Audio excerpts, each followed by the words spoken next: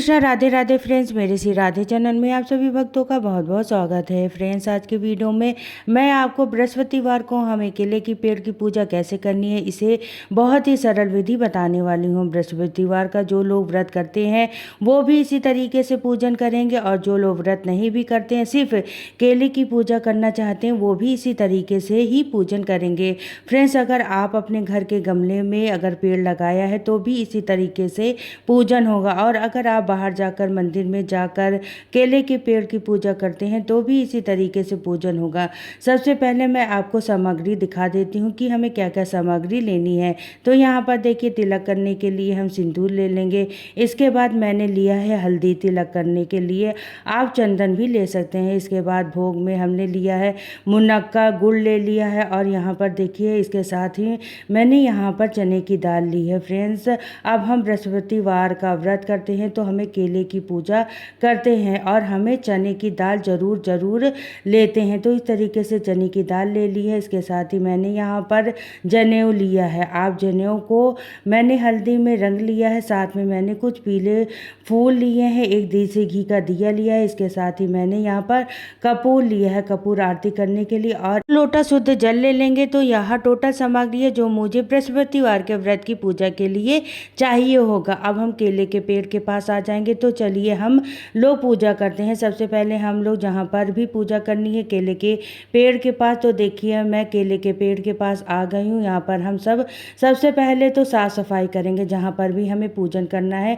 अगर आप गमले में पूजन करती हैं तो आप गमले को अच्छे से सजा सकती हैं। साफ़ कर लें हल्दी से या तो चंदन से, अच्छे से तिलक करके आप गमले को सजा लें। और अगर आप पेड़ आपका ज़मीन में है तो आप ज़मीन को इस तरीके से आप सब सफाई कर सकती हैं, हाथ से सब कूड़ा करकट हटा दें। उसके बाद हम यहाँ पर पूजन करेंगे। तो पूजा करने के लिए सबसे पहले हमें स्वास्तिक चिन्ह बनाएंगे यहाँ पर हल्दी से।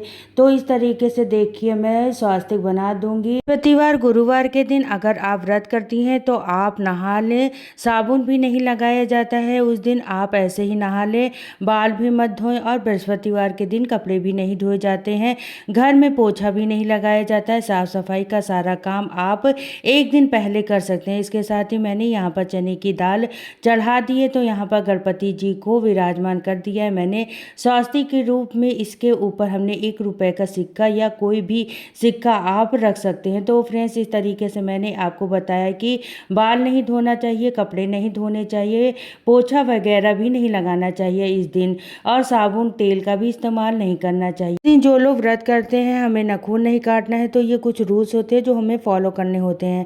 और अगर आपने व्रत नहीं भी किया है तो भी आप बृहस्पतिवार के दिन रूल फॉलो करें। इसके बाद हम जल का लोटा तैयार कर लेंगे।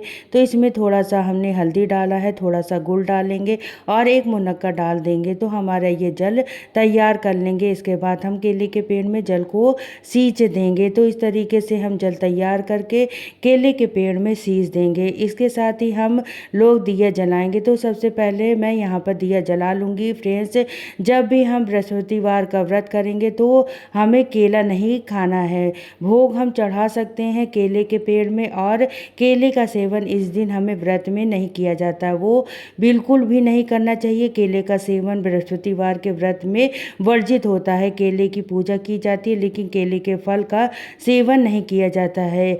इसके बाद हम लोग तिलक लगाएंगे। तो हल्दी से तिलक लगाएंगे हम लोग केले को, और अब हम यहाँ पर चंदन भी हो तो आप चंदन से भी तिलक कर सकते हैं अगर आपके पास पीला चंदन है तो।